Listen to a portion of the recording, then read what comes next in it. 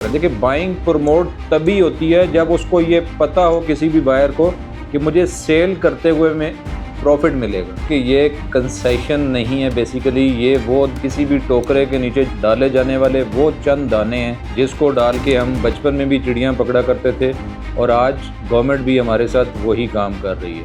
Undeveloped plots हैं या जो ऑन ग्राउंड प्लॉट्स अवेलेबल नहीं हैं, उन पे हम डीम्ड रेंटल इनकम किस अकल और किस फहम के मुताबिक चार्ज कर रहे हैं। अनडिक्लेयर्ड अमाउंट की जनरेशन की मेन वजह क्या है?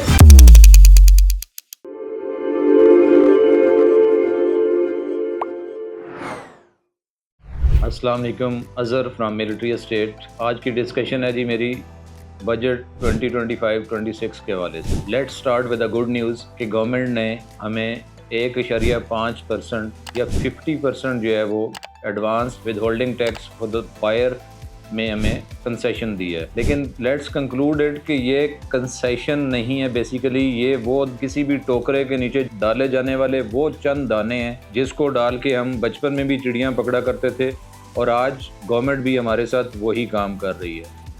कि देखें, 1.5% का आपको बाइंग में रिबेट दे रही है, लेकिन आप एक बात जहन में रखिए कि ये बाइंग बायर जो है वो किस सेलर से बाइंग करेगा। हर उस सेलर से बाइंग करेगा जिसने अपनी बाइंग 2025 30 जून से पहले की हुई है।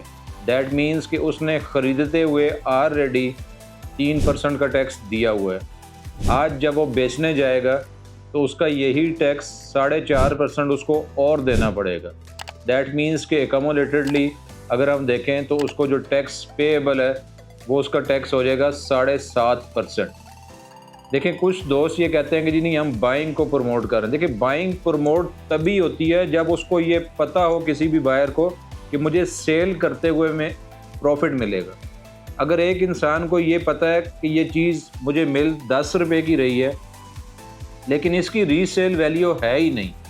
आप किसी भी ज़िंदगी की ऐसी चीज़ में देख लें, गाड़ी में देख लें, ड्रेसेस में देख लें, किसी भी ऐसी चीज़ में देख लें कि जो चीज़ आप लेने में तो आपको सस्ती मिल रही है लेकिन उसकी रीसेल वैल्यू नहीं है या सेलिंग पे उसके बहुत ज़्यादा टैक्सेस हैं, तो कितना कस्टमर उसमें आता है? बहुत कम रेशो मिलेगी। सिर्फ वो लोग आते हैं जिनकी मजबूरी होती है। तो इसलिए देखें, इन चीज़ों को हम जितनी जल्दी समझ जाएंगे, क्योंकि अभी सारे प्रपोजल्स हैं और प्रपोजल्स को हम एड्रेस कर सकते हैं, हम अबाब इख्तियार तक अपनी आवाज़ पहुंचा सकते हैं कि खुदारा इन चीज़ों को रीएड्रेस करें और इसमें बेहतरी की जहाँ गुंजाइश है उसको बेहतरी की तरफ लाया जाए। और हमें फिर देखें, एक जो मेजर चीज़ है वो ये है कि जो रियल स्टेट ओनर अभी हैं, जिनके पास प्रॉपर्टीज़ हैं, जब तक हम उन्हें फैसिलिटेट नहीं करेंगे, हम आने वाले बंदे को कैसे सोच सकते हैं कि हम फैसिलिटेट करें और हम एक बिज़नेस को जो है वो ग्रोथ की तरफ लेके जा सकें। जो करंट प्रॉपर्टी होल्डर है उसे हमने एक भी रिलैक्सेशन नहीं दी। उसने 3% दे के टैक्स पे किया हुआ है, अब वो बेचने के लिए जाता है उसको 4.5% देना पड़ेगा। इसी तरह से अगर कोई कमर्शियल प्रॉपर्टी होल्ड कर रहा है तो उसके ऊपर देखें 4% पर एनम के हिसाब से आपने मिनिमम रेंटल इनकम देनी है। वो भी देखें, एक एडिशनल चीज़ है कि हम DHA की हद तक अगर हम देखें तो हमारी रेंटल इनकम जो है वो बहुत कम है। बस 20-22 करोड़ या का प्लाजा भी जो है उसकी भी हमें जो रेंटल इनकम आ रही है वो तकरीबन 6-7 लाख रुपये आ रही है। जबकि अगर हम MBR रेट के हिसाब से देखें तो इसी किस्म का प्लाजे का हमें कम से कम 12-13 लाख रुपये रेंटल इनकम गवर्नमेंट को टैक्स देने के लिए एज्यूम करनी है। तो देखें, ये चीज़ भी अगेंस्ट है, अगेंस्ट द रूल है, अगेंस्ट द नॉर्म्स है। और फिर अगर हम देखें तो बाइंग के लिए भी जो हम ज़्यादा खुश हो रहे थे वो उसके लिए भी अब अप्रूवल मस्ट है कि कोई भी अगर हमने रियल एस्टेट में कुछ बाइंग करनी है तो हमने गवर्नमेंट को ये प्रूव देना है कि जो हमारी इनकम थी लास्ट ईयर की हमने हमारी स्टेटमेंट में रिफ्लेक्ट हो रही है, जो हमारी इनकम टैक्स रिटर्न में रिफ्लेक्ट हो रही है, उसका 130% जो है वहाँ तक हम बाइंग कर सकते हैं। और इसके अलावा चलें, ये तो एक कंडीशन होगी, इस कंडीशन में हम कर सकते हैं। इसकी भी अप्रूवल की जो है वो हमें ज़रूरत होगी कमिश्नर इनलैंड रेवेन्यू से। और आपको पता है, जब कमिश्नर इनलैंड रेवेन्यूज़ या गवर्नमेंट के डिपार्टमेंट किसी भी प्रोसेस में इन होते हैं तो उस प्रोसेस की लेंथ कितनी हो जाती है और अंडर एंड मनी जो है वो भी इन्वॉल्व हो जाती है। तो it's again a negative point. Deemed rental income, जिन इश्यूज़ को हम एड्रेस कर सकते थे और हमने नहीं किया, देखें वो मेरे ख्याल में था डीम्ड रेंटल इनकम। हम अक्सर ये सुनते हैं और एक दूसरे को डराते हैं, गवर्नमेंट भी हमें डराती है कि जी IMF ने ये कह दिया, IMF ने वो कह दिया। देखें, जहाँ आप लॉजिकल बात करेंगे ना, वो चाहे IMF हो चाहे पाकिस्तानी इदारे हों, तो बातें समझ में आती हैं। देखिए, रेंटल इनकम का जो भी पहली बात हमारे जहन में आती है वो उस प्रॉपर्टी पे आती है जिसका हमारे पास पोजेशन हो, जो हम ओन कर रहे हों और जो हम एक्वायर कर चुके हों। तो देखिए, हम कम से कम ये तो डिस्कशन कर सकते हैं ना कि जैसे फाइल्स हैं, अनडेवलप्ड प्लॉट्स हैं, या जो ऑन ग्राउंड प्लॉट्स अवेलेबल नहीं हैं, उन पे हम डीम्ड रेंटल इनकम किस अकल और किस फैम के मुताबिक चार्ज कर रहे हैं। कि देखें, एक चीज़ अभी मेरे पास आई नहीं है, अभी वो ऑन पेपर है, जब वो डेवलप होगी, मुझे हैंड ओवर होगी, तो ही मैं उसको या तो ओपन लैंड को यूज़ कर सकता हूँ या मुझे उस पर कंस्ट्रक्शन करनी पड़ेगी।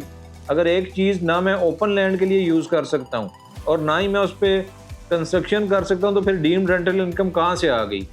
That was a very valid point, जिसको हम मुख्तलिफ जगहों पे एड्रेस कर सकते हैं और इसका हम फ्रूटफुल रिजल्ट भी ले सकते हैं। एक जो पॉजिटिव बात है वो ये है कि बैंकिंग इंटरेस्ट रेट जो अभी तक क्लियर नहीं किया गया कि कितना है, लेकिन वो कम करने की बात की जा रही है, वो इन रूटीन चल रहा है। अगर हम पहले भी देखें तो पहले भी जो रेट्स हैं वो मुसलसल होते जा रहे हैं और अभी हमें ये है कि वो सिंगल डिजिट तक आ जाएगा। तो सिंगल डिजिट में आना जो है, that can be a positive point, उससे हमें कुछ ना कुछ बेनिफिट मिल सकते हैं। लेकिन उसका डायरेक्टली रियल एस्टेट से तो हम लिंक खुद जनरेट कर रहे हैं ना, हमें जो रियल एस्टेट के डायरेक्ट टैक्सेस हैं उसका तो उससे कोई लेना देना नहीं है। हमें एज एन एजेंट या एज अ रियल्टर उन चीज़ों को एड्रेस करना चाहिए जो रियल एस्टेट के डायरेक्ट टैक्सेस से रिलेटेड है। और एक इंतहाई नेगेटिव सी अप्रोच जो अक्सर मैं देखता हूँ कि वो यूज़ की जा रही है, इसको ब्लैक मनी कह के। देखिए, it's not a black money, it's undeclared amount. और देखें, इस अनडिक्लेयर्ड अमाउंट की जनरेशन की मेन वजह क्या है? मेन वजह गवर्नमेंट खुद है कि अगर गवर्नमेंट ने मुझे किसी भी प्रॉपर्टी की FBR रेट जो है वो मार्केट रेट से कम दिया हुआ है, जो FBR रेट से ऊपर वाली अमाउंट्स है वो डेफिनेटली अनडिक्लेयर्ड हो गई। तो ये अनडिक्लेयर्ड हैं और उसका सलूशन सिर्फ एक है और वो है full fledge amnesty. Full fledge amnesty के बगैर हम देखें, सब जानते हैं, आप सोच लें कि अगर एक चोर कोई गवर्नमेंट पकड़ लेती है तो सबसे पहले क्या करते हैं? इन्वेस्टिगेट करते हैं कि जी इस इन्वेस्टिगेशन में ये पता चलता है कि इसके पास क्या कुछ है और फिर वो अपने कैसे रिकवर करना है। देखें, जब हम अनडिक्लेयर्ड अमाउंट्स करते हैं या जब हम FBR रेट इश्यूज़ करते हैं तो हम एक्नॉलेज कर रहे होते हैं कि हर बायर के पास अनडिक्लेयर्ड अमाउंट्स मौजूद हैं और उसने हमें सिर्फ डिक्लेयर्ड अमाउंट के मुताबिक जो है वो वाइड पेमेंट्स करनी है, बाकी सारी अनडिक्लेयर्ड हैं। तो हमें उसको एमनेस्टी देने में क्या मज़ायक है? देखें, किसी भी प्रॉपर्टी की आप प्राइस उठा के देख लें, आप इस टाइम 6% या 7% भी टैक्स लेके उतना ही टैक्स ले रहे हैं जितना अगर आप फेयर मार्केट वैल्यू पे ले जाएं तो आप 1 या 2% से ओवरकम कर सकते हैं। और उसका मेजर बेनिफिट ये होगा कि ये जो हम इस किस्म के फजूलियात किस्म के जो वर्ड्स हैं कि जी अनडिक्लेयर्ड अमाउंट्स हैं, जो ब्लैक मनी है, हिडन पैसा है, ये सारी चीज़ों से हम रेक्टिफाई कर सकते हैं, हमारी इकॉनमी ग्रो कर सकती है।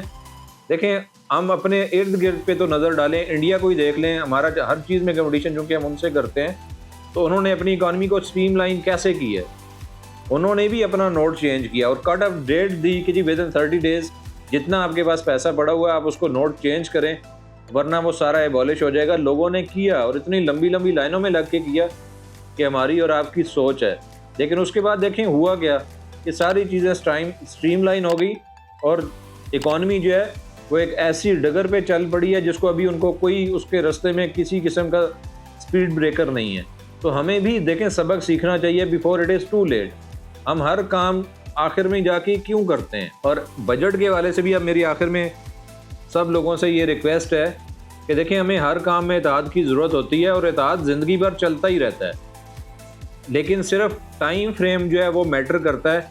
हमें ये चाहिए कि हम अपने इस इत्तेहाद को अभी इस टाइम बजट से रिलेटेड जितनी भी इश्यूज़ हैं उनको एड्रेस करने में लगाएं बिफोर इट इज़ अप्रूव्ड।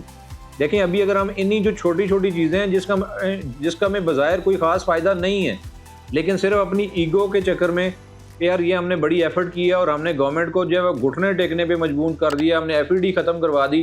लेकिन FED was a illogical tax. वो ऑलरेडी मीन्स हर किसी को पता था कि वो ख़त्म हो जाएगा। Moreover it was not affecting our market. कि देखें, आप अपने आप पे अगर अपने वो कहते हैं गिरेबान में झांकें तो देखें कि हमने पिछले साल में कितनी ऐसी ट्रांजैक्शंस की हैं जिसको FED ने अफेक्ट किया है। तो मेरा नहीं ख्याल शायद 1% रेशो आएगी। तो अगर वो ख़त्म हो भी गया तो उससे हमारे बिजनेस को कोई पॉजिटिव चांस भी 1% ही है जितना इफेक्ट कर रहा था।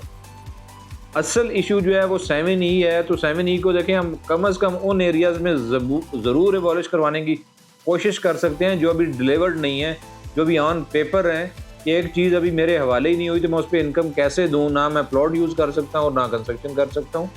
तो इन चीज़ों पे मेरी आप सबसे ये गुजारिश है कि अपने इत्तेहाद को इस तरफ लगाएं और कोशिश करें कि हम इसमें कोई बेहतरी की तरफ आ सकें। बाकी एक चीज़ में ज़रूर रखें कि हमें उन लोगों को एम करना चाहिए टैक्स रिलैक्सेशन के लिए जो इस टाइम ऑन कर रहे हैं। वो कहते हैं ना कि bird in hand is better than two in the bush. हमारे पास अभी एक चीज़ है ही नहीं, तो हम आने वाले बंदे को कह रहे हैं जी कि वो आएगा तो उसको फ़ायदा होगा। भाई वो आएगा, उसको फ़ायदा तभी होगा जब वो ये देखेगा कि उससे पहले आने वाले फ़ायदा उठा रहे हैं किसी काम से। अगर उससे पहले आने वाले जो पहले लोग रियल एस्टेट लेके होल्ड कर रहे हैं और वो रो रहे हैं और वो समझ रहे हैं कि उनको कोई बेनिफिट ही नहीं है, तो वो कैसे नया बंदा जो है वो आके सेटिस्फैक्ट्री तरीके से आएगा? बिल्कुल नहीं आएगा। हाँ, जिसकी मजबूरी होगी, जिसने घर बनाना है और रहना है, उसने तो बहरहाल बाइंग करनी है। लेकिन अगर हमने एक इंडस्ट्री को फ्लो करवाना है, एक इंडस्ट्री को ग्रो करवाना है, तो हमें इंडस्ट्री को पॉजिटिव फ्रेम ऑफ माइंड से सोचना पड़ेगा उसके बारे में, और पॉजिटिव उसको लॉज हैं, रूल्स हैं, वो सेट करने पड़ेंगे ताकि हर बंदा ये फील करे कि अगर वो इस इंडस्ट्री में इन्वेस्ट करता है तो ये नहीं है कि वो सेलर बनने के बाद सिर्फ टैक्सेस ही देता रहेगा। कभी वो 7E दे देगा, कभी बेचने पे उसके टैक्स बढ़ा दिए जाएंगे, कभी उसकी रेंटल इनकम जो है वो इरियलिस्टिक कर दी जाएगी कि आप जो भी मार्केट रेट पे या जो भी ले रहे हो, हमें तो 4% ऑफ द FBR रेट ही चाहिए। तो देखें, जब ये सारी इलॉजिकल चीज़ें आप रियल्टर्स जो रियल स्टेट होल्डर हैं, जिनकी प्रॉपर्टीज़ हैं ऑलरेडी, उन पे लगाएंगे तो you can not place a positive message. हर बंदा नेगेटिविटी को ही प्रमोट करेगा और वो कहेगा। और जैसा कि देखें, अभी आप पिछले अपने उस पर नज़र डालें तो 7E लगने के बाद जो मेजर स्टेक होल्डर थे, जिनके 10, 15 या 20 प्लॉट हैं, वो सारे कोई बाइंग नहीं कर रहे, ज़ीरो बाइंग है उनकी। उसकी वजह यह है कि देखिए, उन्हें सिर्फ 7E के लिए टैक्स, जहाँ उनकी कोई इनकम नहीं है और वो बाइंग पे टैक्स दे चुके हैं, वो सिर्फ प्लॉट होल्डिंग पे उनको कम से कम साल का एक प्लॉट सेल करके वो टैक्स पूरा कर रहे हैं। तो वो नई बाइंग की तरफ नहीं आ रहे और वो कहते हैं कि जी नहीं, ये फजूल काम है, हमने इस इंडस्ट्री की तरफ नहीं आना। और ये इंडस्ट्री हम सब मानते हैं कि 70 से करीब इंडस्ट्रीज इससे रिलेटेड हैं, इससे लिंक्ड हैं। तो देखें, हमें इसके बारे में सोचना चाहिए, पॉजिटिव फ्रेम ऑफ माइंड से सोचना चाहिए और सिर्फ ख़रीदार को 1.5% करके ये नहीं सोचना चाहिए कि जी बस हमने जो हमारे हिस्से का हक था वो अदा कर दिया है, बल्कि वो ख़रीदार कल का सेलर है। He can be a seller in 5 days, 10 days, 15 days. तो जो आपने 1.5% का रिबेट दिया है वो 5, 10, 15 दिनों, महीनों या साल में बराबर हो जाएगा। कोई रिबेट नहीं दिया आपने, बल्कि हमें ढके छुपे लफ्ज़ों में जो पिछले जितने भी अभी लैंडलॉर्ड ओनर्स हैं उन पे आपने 4.5% करके हमें 1.5% और बढ़ा दिया है। बराए मेहरबानी इन चीज़ों को कंसिडर करें और कोशिश करें कि हम एक बेहतर इत्तेहाद और यूनिटी से इस काम को लेके चलें और कोशिश करें कि before approval of the budget हम इन चीज़ों को एड्रेस कर सकें और कुछ चीज़ों को रिवाइज करवा सकें। Thank you very much for watching us for the updated news related to the real estate in coming future as well. Thank you very much for your time. अस्सलाम वालेकुम।